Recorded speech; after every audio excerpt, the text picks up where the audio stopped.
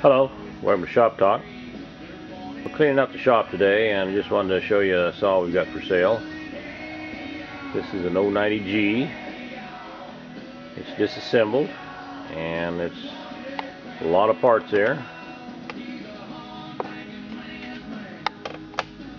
And there is some water damage. It's set and had moisture in it.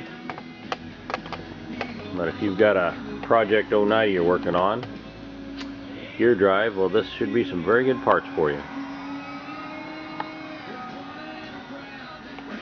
You may be able to get this one going, or you may want to use some extra parts that you got. There is some water damage, but these parts are hard to come by.